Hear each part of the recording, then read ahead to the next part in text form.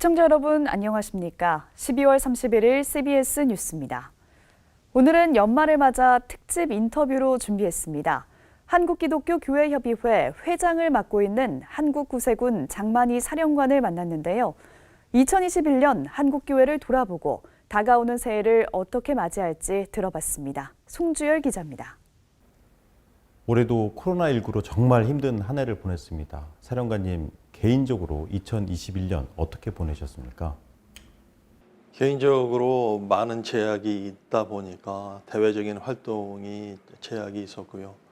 그러다 보니까 대외 활동에 치중하기보다는 내적으로 우리 조직의 기반을 다시 다지고 내부적인 결속을 다지는 것에 많은 시간을 보냈다고 말할 수 있겠습니다. 예, 그러셨군요. 사실 코로나19가 많은 것들을 변화시켰습니다. 한국교회도 적지 않은 영향을 미쳤는데요. 대면 예배, 비대면 예배 논란도 있었고요. 예배당에 모이는 것이 쉽지 않다 보니까 교회의 위기를 진단하시는 분들도 참 많았거든요. 사령관님은 어떻게 생각하십니까? 우리가 어떤 위기의식을 느끼게 되는 이면에는 이제껏 해왔던 일상에서 변화되어지는 과정에서 느끼게 되는 변화 또는 변화에 적응, 알지 못하는 것엔 두려움 등에서 만들어지는 표현이라고 생각이 되는데요. 이제껏 겪어보지 못한 일들에 대한 두려움이 많은 것으로 보여지지만 우리가 스스로 새로운 것을 배워나간다는 한 과정으로 생각한다면 새로운 것을 만들 수 있다는 어떤 즐거움과 함께 조금 상황적인 인식이 달라지지 않을까 생각합니다. 위기가 곧 기회라는 말도 새롭게 주어진 상황 속에서 얼마나 빠르게 적응해 나아가느냐에 따라서 더 큰 기회가 만들어질 수 있다는 뜻일 것인데요. 오늘 교회가 표출하는 위기감은 아마도 교회가 가장 중요한 목적으로 삼고 있는 예배가 갖고 있는 어떤 공동체성과 동시성이 무너지는 것에 있지 않은가 생각합니다. 물론 각 교단마다 신학적인 입장에 대한 차이가 있겠지만 공동체의 동시성을 이야기할 때 우리가 함께 예배한다고 할 때 장소적인 혹은 물리적인 동시성이 중요한 것인지 아니면은 우리가 함께 있지 않지만 함께 한다는 시간적인 동시성이 중요한지 이 예배라는 요소가 갖는 그 교인들에게 미치는 영향력, 어떤 효과, 효율성은 어디까지인가 하는 것이 아마 교계가 갖는 신학적인 질문과 대답을 해야 될 입장이 아닌가 생각하고요.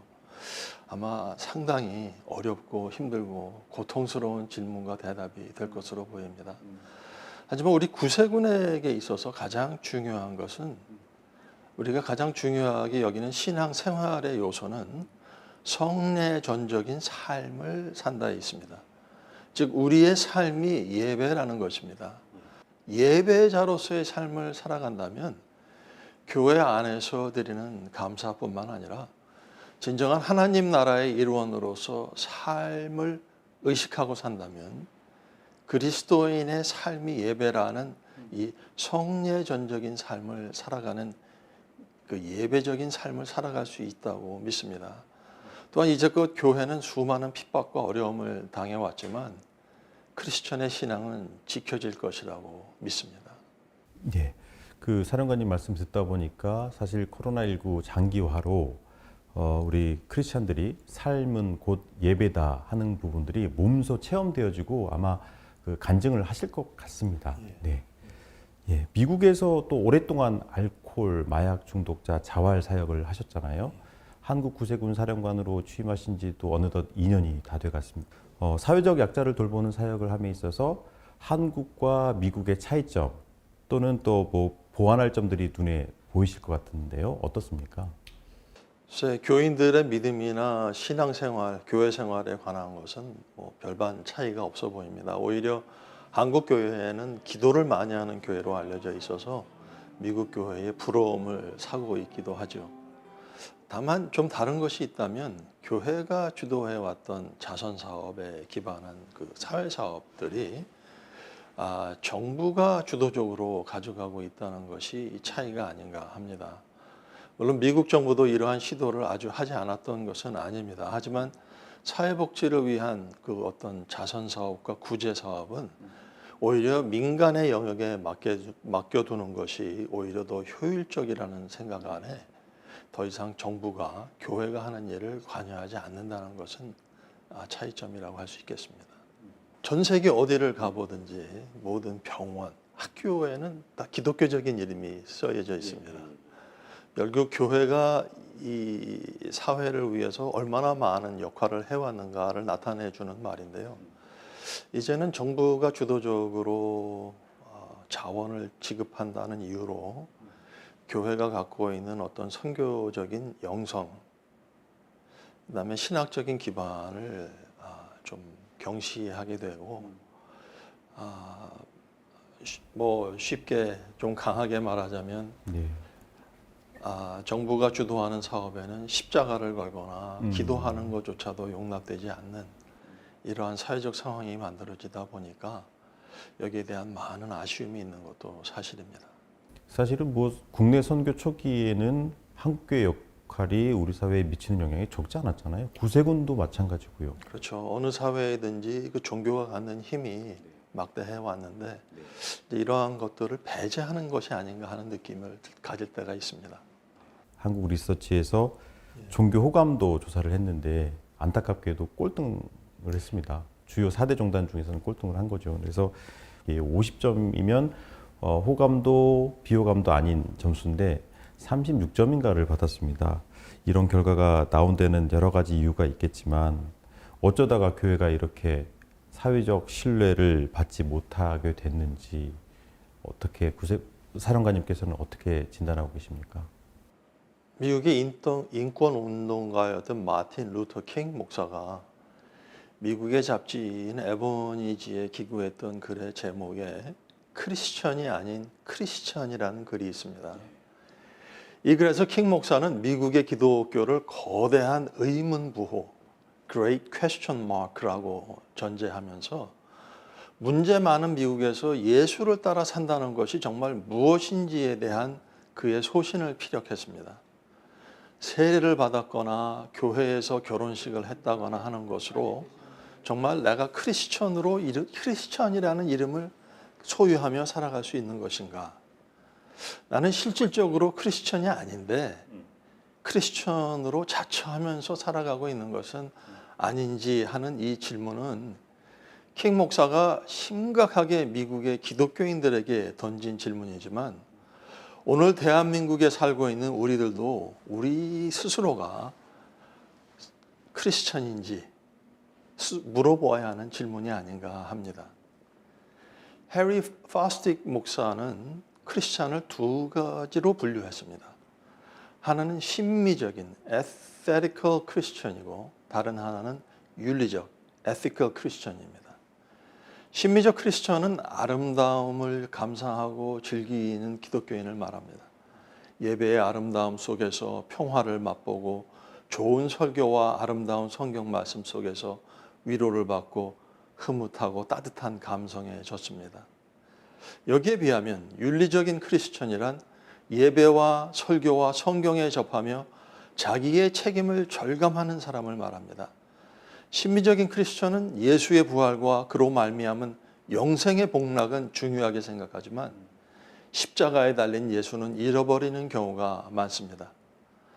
팔레스타인 광야에서 병자와 죄인과 가난한 민중들과 함께하면서 거닐던 나사렛 예수는 망각할 때가 많다는 것입니다. 요즘 거리에 자선 낭비에 크리스마스를 상징하는 종이 울리고 있지만 이 종은 누가 울려야 종이 되는 것이고 행군의 북은 누군가가 쳐야 북이 됩니다. 사랑은 내가 먼저 주어야 사랑이 되고 우리가 즐겨 말하는 의리도 행동으로 나타나야 되고 믿음은 표현되어야만 믿음이 됩니다. 정말 우리 크리스천들이 정말 예수를 닮아가는 삶을 살아간다면 정말 이 세상을 향해 진한 국물의 맛을, 소금의 맛을 보여줄 수 있다면 한국 사회의 교회를 향한 불신을 종식시킬 수 있게 되지 않을까 생각합니다. 그러니까 사회적 신뢰 회복을 위한 방법은 예수를 닮아가는 삶이고 예수를 닮아가는 삶은 곧 이 링 투게더네요. 예, 사랑의 종소리를 울려주는 것이라고 함께 올려주면 예, 그렇게 이해하면 되겠습니다. 네. 한국 교회가 우리 사회에 희망을 주고 빛과 소금의 사명을 다해야 한다는 말은 아무리 강조해도 지나침이 없는데요. 하지만 국내 상황을 보면 분열과 갈등이 첨예하게 대립해 있고 그리고 그 어느 때보다 한반도 평화가 절실한 이때에 한국 교회의 역할은 어떠해야 한다고 생각하십니까? 예, 제가 이민을 갔던 1970년대에만 해도 미국은 멜팅 팟이라고 불리는 사회 기조가 있었습니다. 문화적인 차이점과 환경과 모든 것이 다른 그 나라에서 살던 사람들이 미국에 모여서 모두 한 형체로 녹여져서 새로운 그 모습으로 태어나서 사회에 일조한다는 그러한 정신을 갖고 있었는데 그 이후로 더욱 늘어나기 시작한 그 이민자들로 인해서 멜팅팟보다는 오히려 이민자들이 개개인이 갖고 있는 특성과 힘을 함께 모아서 더 큰 힘을 만들어낼 수 있는 샐러드 볼이라는 그 사회 기조를 만들어냈습니다. 근데 이러한 흐름이 미국이나 호주, 영국과 같은 선진국에서뿐만 아니라 예. 이제는 한국에도 그대로 적용이 돼야 되는 시점이 오지 않았는가 생각합니다. 남북 통일에 관한 일이라면 대한민국의 사람이라면 아마 이견이 없을 것으로 믿습니다. 하지만 그 방법에 따라서는 의견이 다를 수 있을 것입니다. 하지만 우리가 이제 선진국으로서 더 큰 힘을 가진 그 강대국이라고 생각을 한다면 우리가 더 큰 포용의 힘을 보여줘야 될 때가 되지 않았는가 생각합니다. 그래서 절대적으로 우리가 필요한 것은 이 시대에 필요한 것은 포용적인 리더십이라고 생각하고요. 우리가 그 크리스찬으로서 이 세상에 어떻게 기여할 수 있는가에 대해서는 이 사회가 샐러드 볼이라고 할 때 우리는 이 각자의 맛과 개성을 좀 더 드러내고 조화롭게 할 수 있는 샐러드 드레싱의 역할을 하는 것이 어떨까 하는 생각을 하게 됩니다. 그 샐러드 드레싱은 혹시 피스메이커라는 말로 조금 바꿔서 사용해도 될까요? 샐러드를 덮는 예. 잘 버무리고 조화롭게 하는데 예. 사용되는 것이죠. 예. 그런데 일각에서는 종전 선언을 반대하는 목소리도 적지 않은데 이건 어떻게 생각하세요? 저는 기독교인으로서 평화를 우선해야 된다고 믿는 사람인데요. 종전을 반대한다는 것에 대한 어떤 개인적인 이유가 있는지는 모르겠지만 다만 그것이 어떤 개인적인 프로파간다나 정치적인 아젠다가 아니기를 바랍니다. 하지만 우리 모두에게 이 세상에 가장 필요한 것은 평화라고 믿습니다. 올 한 해 가장 많이 들어본 단어 중에 하나가 기후위기라는 단어일 것 같은데요. 사실 기후위기라는 말을 듣기 전에 사실은 창조세계 보존을 위해서 한국교회가 많이 오랫동안 힘써 왔습니다. 힘써 왔던 것도 사실이고 사실 세상은 잘 몰랐을지도 모르지만 더욱 이제 기후위기 시대라고 하니 더욱더 이제 한국교회 역할이 더 중요해질 거라는 생각이 드는데요. 어떻습니까? 사실 전 세계 모든 선진국들이 탄소 중립을 선언하고 자연을 복원하는 일에 앞장서고 있지 않습니까? 사실 이제까지 우리는 문명이 주는 이기 속에서 편안함을 추구해 왔고 사실 나에게 주어진 플라스틱 컵 하나, 나무젓가락 하나가 하찮게 여긴다기보다는 별다른 생각 없이 사용되어져 왔지 않는가 생각합니다. 여기에 대해서 우리 크리스찬들의 삶은 조금은 더 절제된 모습이어야 하지 않을까 생각하고요. 우리가 플라스틱 컵 하나를 아끼는 마음, 종이봉투 하나를 아끼는 마음으로 살아간다면 교회가 앞장서서 이러한 어떤 절제된 삶을 살아가는 모습으로 이 세상을 이끌어 가야지 않는가 하는 생각을 합니다. 절제라는 말에 제가 꽂혔거든요. 절제. 그 교인들이 가장 잘할 수 있는 게 사실은 기독교인들이 가장 잘할 수 있는 게 절제인 것 같아요. 맞습니다. 사실 새해에는 대통령 선거라는 빅 이벤트가 있습니다. 기독 유권자로서 어떻게 대통령 선거에 임해야 할지 한 말씀 부탁드리겠습니다. 민주주의는 평범한 사람들에게 특별한 가능성이 있다는 확실에 기초한다는 말이 있습니다. 다시 말해서 나 한 사람이 무엇을 할 수 있겠나 하는 것이 아니라 바로 내 한 표가 우리의 미래를 그리고 우리의 다음 세대에게 더 밝은 사회를 넘겨줄 수 있다는 생각하에 반드시 투표에 참여하는 것이 기독교인의 자세라고 생각합니다. 반드시 투표하시라. 예, 그렇습니다. 자, 새해에는 코로나로부터 정말 해방되었으면 하는 바람이 절실한데요. 사령관님께서는 새해 꼭 이루고 싶은 소망이 있으시다면 어떤 것인지 한 말씀 해주시고요. 마지막으로 또 한국교회 시청자들에게 덕담, 새해 덕담 한 말씀 해주시죠. 제가 구세군 사령관으로서 갖는 소망이 있다면 구세군의 모든 사관들 그리고 군우들이 모두가 좀 더 겸손한 믿음, 순종하는 삶 그리고 헌신적인 신앙생활을 이어갔으면 하는 것이 가장 큰 바람입니다. 코로나로 인해서 정말 모든 것이 어렵고 힘든 상황이지만 우리의 삶은 기독교인으로서 하나님께서 노아에게 주셨던 그 약속을 기억하고 살자는 말씀을 드리고 싶습니다.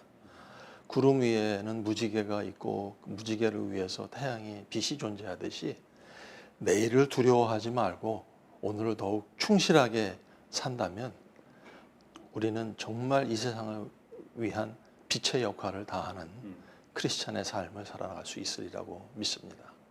새해에도 실망하지 마시고 하나님을 믿는 믿음으로 담대한 삶을 살아가시기 바랍니다. 네, 오늘 말씀 감사합니다. 감사합니다.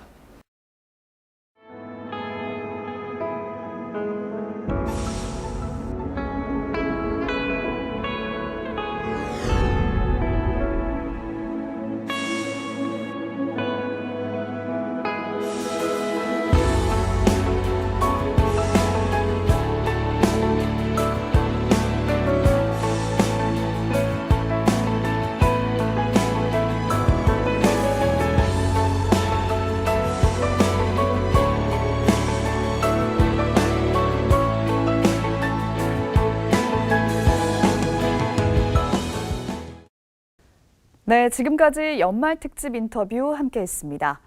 지난 한 해 동안 CBS 뉴스를 사랑해주신 한국교회와 시청자 여러분께 감사드리며 올해 마지막 뉴스를 마칩니다. 복된 2022년 새해 맞으시기 바랍니다. 고맙습니다.